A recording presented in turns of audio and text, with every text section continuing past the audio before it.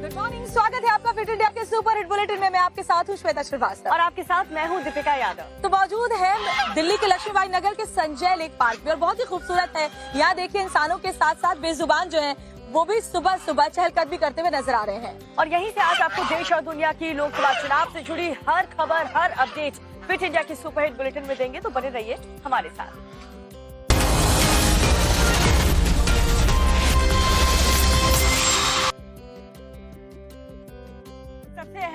सबसे अहम खबर के साथ शुरुआत करने वाले हैं, जो कि सीए कानून के तहत गैर मुस्लिम शरणार्थियों को जो नागरिकता देने की बात यहां पर की गई थी घोषणा पत्र में भारतीय जनता पार्टी द्वारा, उसे चुनाव खत्म होने से पहले ही एक्शन मोड में ला दिया गया है। देखिए, सीए कानून बनने के बाद पहली बार पाकिस्तान के 14 हिंदू शरणार्थियों को पहली नागरिकता मिली है। इसे बीजेपी मोदी सरकार की गारंटी बता रही है, तो वहीं इंडी गठबंधन की पार्टियां इस पर लगातार सवाल खड़े कर रही है। देखिए रिपोर्ट।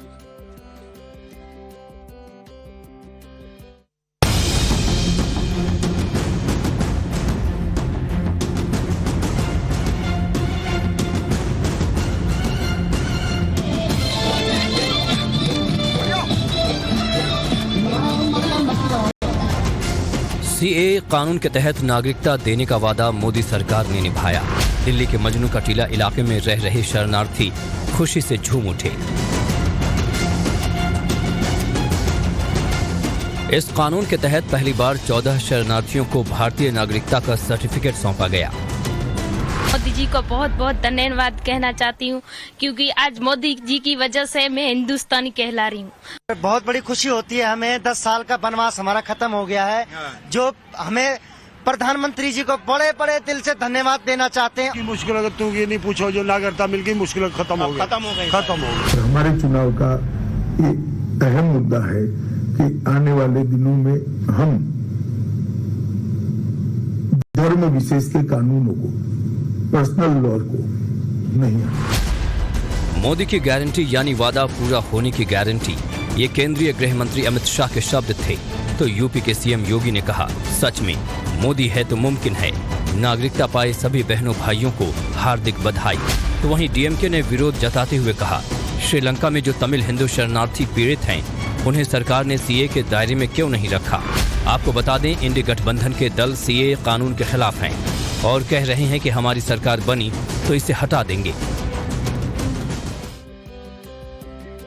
और बढ़ते अगली खबर की तरफ, सीएम हाउस में स्वाति मालीवाल की पिटाई के मामले में न सिर्फ आम आदमी पार्टी बल्कि दिल्ली के मुख्यमंत्री अरविंद केजरीवाल की भी फजीहत हो रही है। जी हाँ, आपको बता दें, इस पूरे मामले में स्वाति के पूर्व पति ने ये आरोप लगाकर के सबको चौंका दिया है कि स्वाति पर समझौता करने का दबाव बनाया जा रहा है। केजरीवाल के आवास पर हुई बदसलूकी की जांच राष्ट्रीय महिला आयोग ने शुरू कर दी है। इसी कड़ी में आपके राज्यसभा सांसद संजय सिंह राष्ट्रीय महिला आयोग की सदस्य वंदना सिंह को लेकर स्वाति मालीवाल से मिलने पहुंचे, तो स्वाति के पूर्व पति नवीन जयहिंद ने संजय पर मांडवली यानी समझौते का दबाव बनाने का आरोप लगाया। तो छोटी बहन का यार था, स्वाति तो मेरी छोटी बहन है।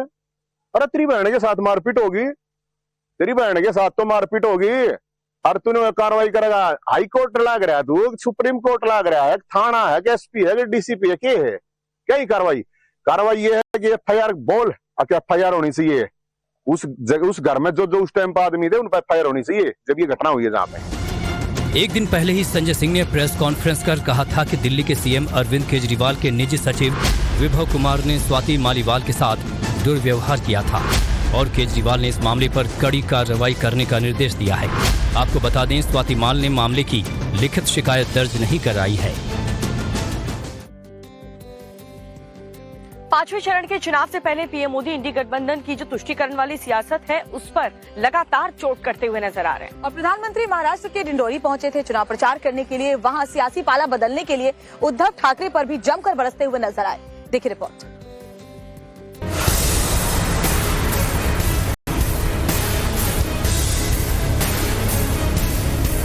महाराष्ट्र के डिंडोरी की सभा में पीएम मोदी ने कांग्रेस के तुष्टीकरण की नीति पर फिर से करारा प्रहार किया और कहा कि कांग्रेस धर्म के आधार पर देश के बजट को भी बांटना चाहती है।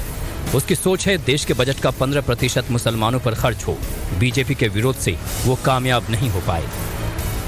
याद है उस समय मैं सीएम था, और जब ये बात कांग्रेस ने उठाई थी तो मैंने उसका मुख्यमंत्री रहते हुए पुरजोर विरोध किया था।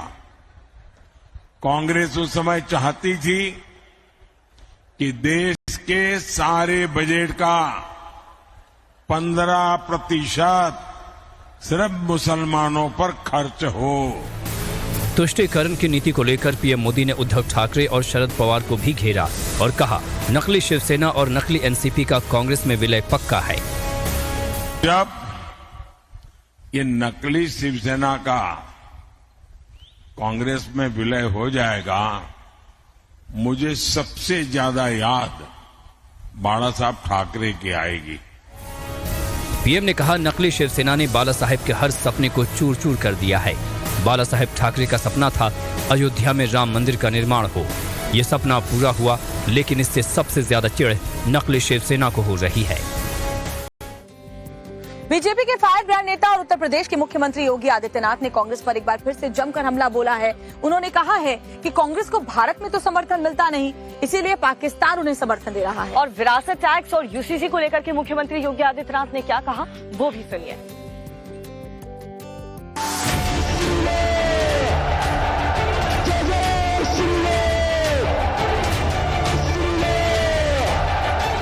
देश में 4 चरण के चुनाव की वोटिंग हो चुकी है।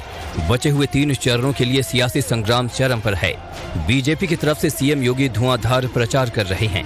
लखनऊ में जनसभा को संबोधित करते हुए सीएम योगी ने पाकिस्तान के मुद्दे पर विपक्ष को आड़े हाथों लिया। पाकिस्तान का राग अलापने वाले कांग्रेस और समाजवादी पार्टी के लोग किस प्रकार का वक्तव्य दे रहे हैं? कहते हैं कि पाकिस्तान के खिलाफ मत बोलो, उसके पास एटम बम है। तो हमने कहा, क्या हमारा एटम बम फ्रिज में रखने के लिए बना है क्या? ऐसी हरकतें करते थे, वकालत भी किसकी करते हैं? सीएम योगी ने 2 टूक कहा कि बीजेपी देश में जल्द समान नागरिकता कानून लागू करेगी।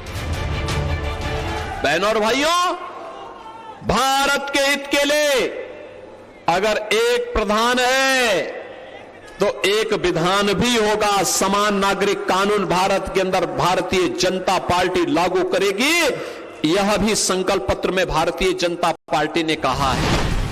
5वें फेज में देश भर में 8 राज्यों के 49 सीटों पर वोटिंग होगी। इन सीटों में उत्तर प्रदेश की 14 लोकसभा सीटें भी शामिल हैं, जिन पर 20 मई को वोटिंग होनी है।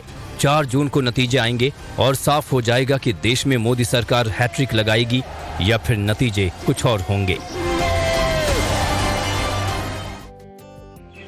तो सीएम योगी आदित्यनाथ एक तरफ लगातार विपक्ष पर हमलावर हैं, वहीं अखिलेश यादव ने उत्तर प्रदेश की 80 लोकसभा सीट को लेकर के बहुत ही चौंकाने वाला बयान दे दिया। तो बड़ी खबर आपको बता रहे हैं, बहुत ही चौंकाने वाला बयान उन्होंने दिया। उन्होंने कहा कि उत्तर प्रदेश की 80 लोकसभा सीटों में से 79 सीटें इंडी गठबंधन के खाते में जाएंगी। अखिलेश ने कहा, सिर्फ एक सीट पर लड़ाई और वो सीट है वाराणसी की, जहां पर हम लड़ाई मान रहे हैं, बाकी तमाम सीटें हम जीतेंगे। और वाराणसी इसलिए क्योंकि खुद प्रधानमंत्री नरेंद्र मोदी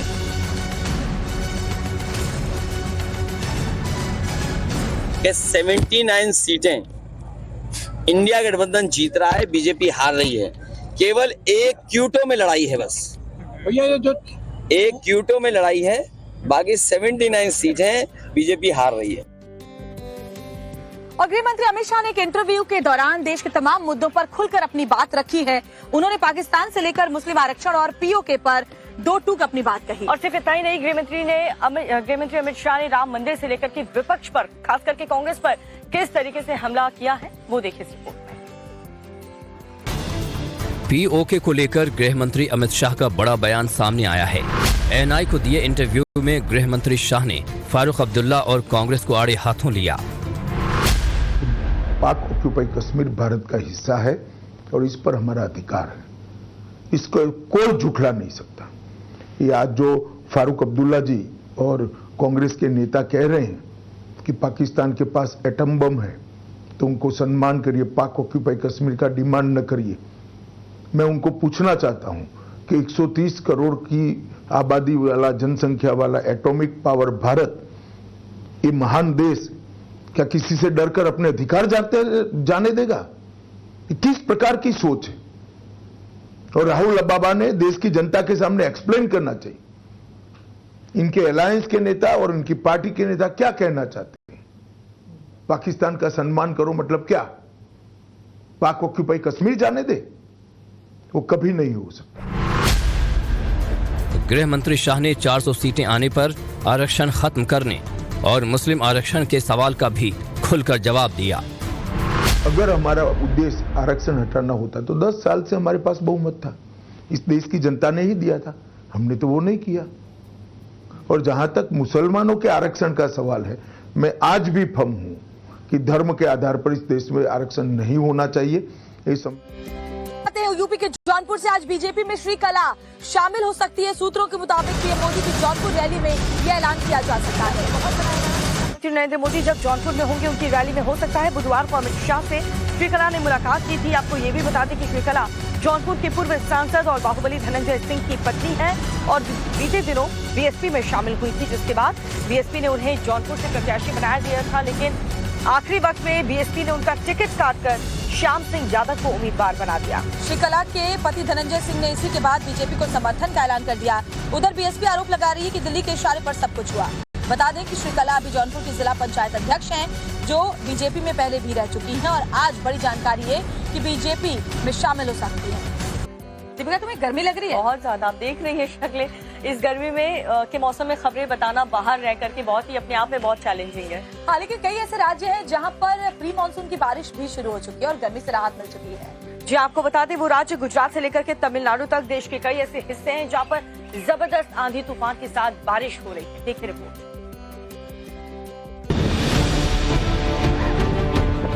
आसमान में भयानक बिजली कड़क रही है, धूल का गुबार उठ रहा है। हालात ऐसे हैं कि जैसे कोई बवंडर आया हो।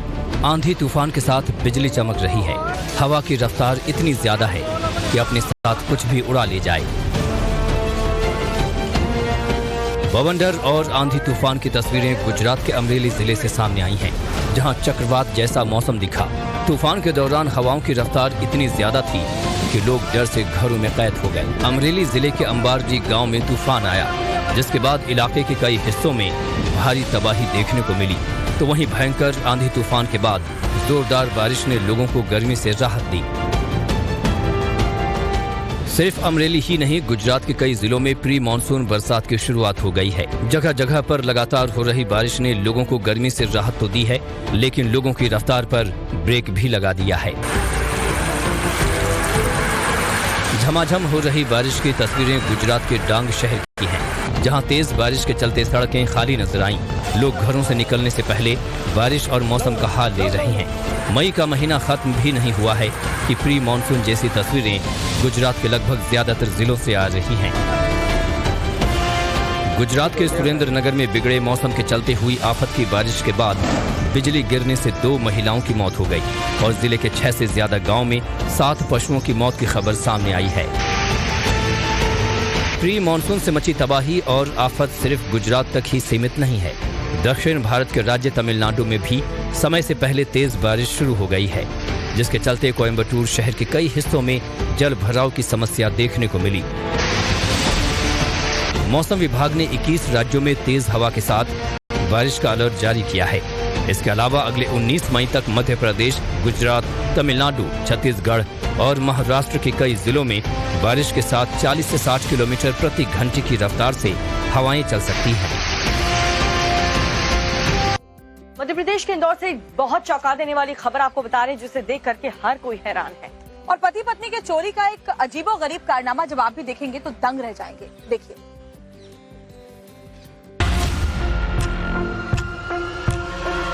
मध्य प्रदेश के इंदौर से सामने आई वीडियो में एक दंपति ने गहने खरीदने के बहाने ज्वेलरी शॉप से चोरी की।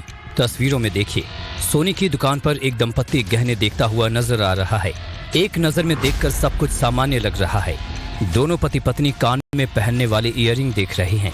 इसी दौरान पत्नी थोड़ी असहज होती है, कभी इधर उधर देखती है तो कभी दुकान में लगे कैमरे की तरफ देखती है। दोनों काफी देर तक डिजाइन पसंद करते हैं और फिर शख्स अपनी पत्नी से पर्स में रखे पुराने गहने निकालने के लिए बोलता है। महिला भी पर्स खोलती है और डिब्बी से एक चेन और शख्स अपने हाथ से अंगूठी उतार कर देता है।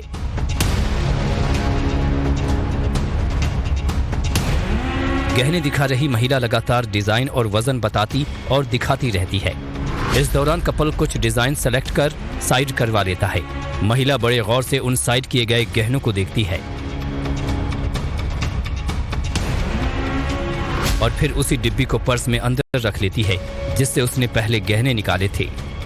उस डिब्बी में महिला ने 9 ग्राम सोने की एक झुमकी गायब कर दी और शोरूम में सामान दिखा रही सेल्स महिला को चकमा देकर फरार हो गई। पूरी घटना ज्वेलरी शॉप में लगे सीसीटीवी कैमरे में कैद हो गई, जिसके बाद ज्वेलर्स ने दोनों पति पत्नी के खिलाफ शिकायत दर्ज कराई है। फिलहाल पुलिस चोरी कर फरार हुए इस दंपत्ति की तलाश में जुटी है।